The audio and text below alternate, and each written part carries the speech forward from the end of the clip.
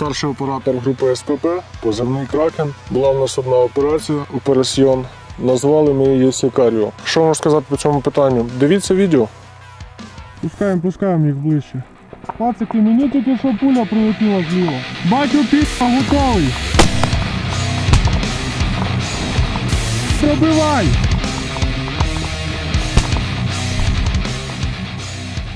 Чисто снайперська група, була 3 чоловік. Ми відбивали наступ противника, допомагали дружньому батальйону, прикривали його. Кацапи відбивали назад позицію, яку наші дружні підрозділи зайняли з допомогою 3 сімерки. Ми їх вже чекали, ми знали, що буде така двіжуха. Наша задача була основна – це відсікати кацапів. Там, де вже на ближніх дистанціях не працює 3 сімерки, там вже працюємо ми. Там вже, де арта просто не може бити, тому що може, наприклад, вбити своїх там, випадково. Снаряд летить, він там 5-10 метрів, осколки летять ще й далі. Так що. І наша задача була просто валити кацапів по можливості і не дати їм по посадці і по цьому гурбочку, там на відео видно, пройти і якби закріпитися назад. Там був такий, плотний бій достатньо. Там гранати вже були в ходу в них. Тобто наші кидали кацапам гранати і так само не оборонялися. Тобто ми в цей момент трошки їх підпустили. Бачу. Запускаємо плюс. Запускаємо, хлопці, да, согласен.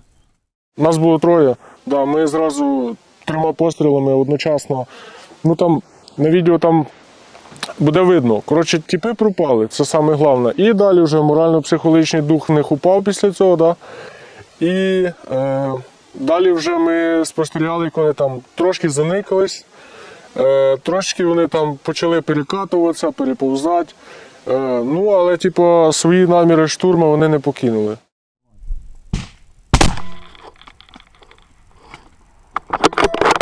Бачу його. Давайте втрьох нашим.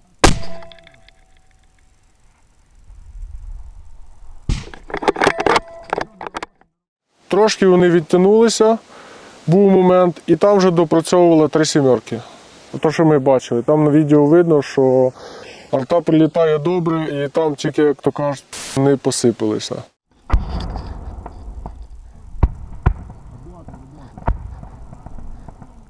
Ще є одна тема. Тут на відео ми використовували як орієнтир на самому вершечку цього холма, так сказати, був кущ плотний.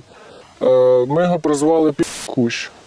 Це як орієнтир у нас був. Тобто за кущ ми не допускали. Тобто за кущом вже умовно сіряк і наші дружні підрозділи. Тобто кущ – це була точка невозврату, звідки назад вже і вперед теж не йшли. Кущ, лівіше, ближче до зеленки, починаються дерева і там є далі кущ. От ми їх будемо бачити, якщо вони забігатимуть.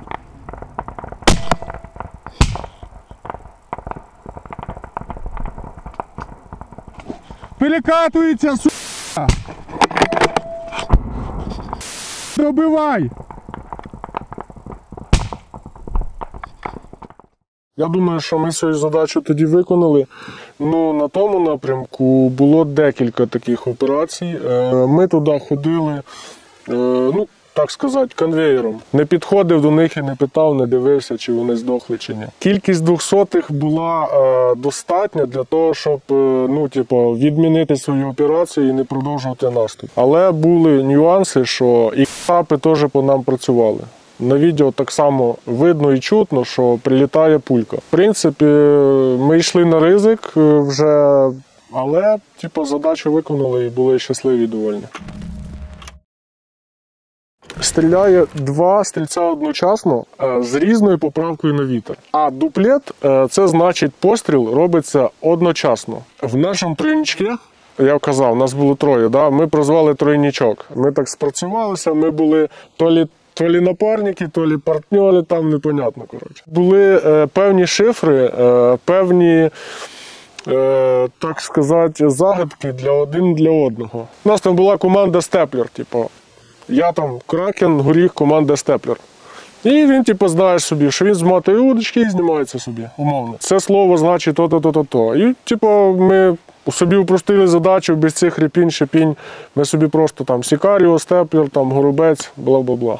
Я думаю, да, легко. Там дистанція була до 1000 метрів.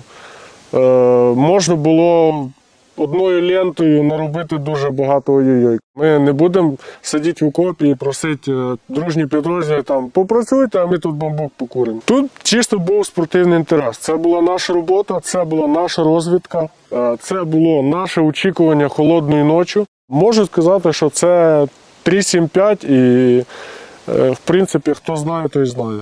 Справжній фахівець ніколи не буде цілитися в голову. Тому що фактор дуже великий. Умовно, це плюс і мінус. Якщо ти будеш цілитися в голову, то ти будеш дуже близько до мінуса. Якщо ти будеш цілитися в центр тушки, то ти будеш десь посередині. А це, типу, урівняє шанси плюса і мінуса. Кріс Кайл, американський снайпер. Не враховуючи політики, типу, це крутий фільм. Ну, знятий прикольно, і історія взята з реального життя. Всі знають, хто такий Кріс Кайл. Стіна про снайперів. Хто бачив, той бачив. Джек Річер, це понятно. І фільм «Стіна» теж прикольний фільм. Є радість, задоволення, оргазм, там, кайф, очі завертаються, типу. Ну, в цілому ми отримуємо задоволення від того, що ми вразили ціль. Ціль – це ворог. Ми знищили його, там, поранили, вбили, там ще що. Краще поранили, тому що за ним ще можуть прийти ще 3 чоловік і його тягти. І от коли вони приходять, і ми тут теж спрацьовуємо. Було розчарування, коли це моя ціль, але прилітає кабачок. І, типу, і влетіли. Ми ССО, 8-й полк. Тяніть його вже, бо поки пташка полетіла. Завдання в нас було виявити кулеметний розрахунок ворога. На той момент він досить так нормально кошмарив наші дружні підрозділи. Ми його чекали досить довго, але в цей момент сталася, біда. Російський дрон дуже добряче, почав скидати на наші позиції, на наш бліндаж, де сиділи дружні війська. В процесі цього він прям літав, там було 3-4 хвилини до перезарядки. Вони навіть не встигали вийти. А в нас була своя задачка, ми були там 50 метрів від них.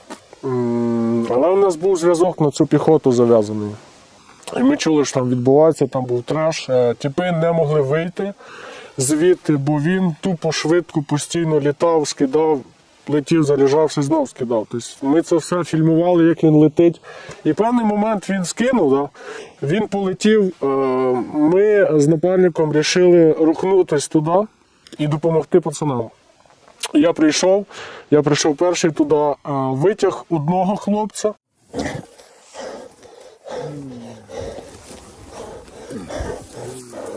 Давай, це через силу, швидше.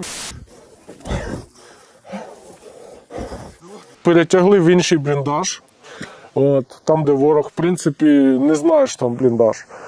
І я відтягнувся далі по посадці, щоб не сидіти там разом, бо хто знає, що воно прилітає постійно, тобто ще самому заборониться. Ще планував другого витягнути, тому побіг.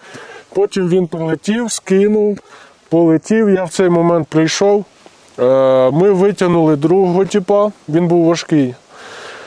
І відтягнули його так само в інший бліндаж, і я знову відтягнувся.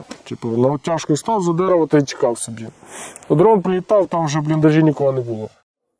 Тільки побачиш візуально дрона, старайся його садити. Але не виходь в поле, десь з-під кущів никайся. У них була така ситуація, що вони не розуміють, що треба шифруватися по радіостанції. Вони кажуть все як є. Вони менш досвідчені, да? Може там хтось недавно прийшов у військо, може там хтось до цього діла не мав. Але у них дуже серйозна помилка була, тому що кацапи дуже сильно володіють перехватами. Вони можуть прослухати ті позиції, які вони планують там собі, вплоть точково можуть прослухати, зв'язок перехопити. Тому, а наші хлопці, вони коригували пташку, передавали своїм. Та ось там пташка на нас прямо скинула. І ворог собі думає, да, це той самий бліндаж, все, пацани, туди гасимо його до кінця, і все. І вони його тупо знищили. Таксі подано. Давай, братанчик. По полю зараз поїдемо. По полю потягнемо зараз. Один легкий 300 був з контузією і легкими осколками, він вижив. І другий тяжкий 300 був, він так само вижив, але в нього була пробита голова просто осколком. Насквозь. Він зараз лежить в Києві, підтримує зв'язок з його дружиною. Він майже овоч, але живий. Є надія, що він оклімається, хоч якось повернеться до більш-менш нормального життя. Ми потратили на це годину часу десь приблизно і повернулися до своєї роботи. Це було як перекур між роботою своєю. Міша, пошевели рукою, Міша. Мішка! А де ще один? Там, він просто контужений. Тяжко. Після того, вже як ми зробили цю евакуацію хлопців, поранених, ми повернулися на свою точку. Ми виявили рух в тих бліндажах, бойницях, де стояв кулемет.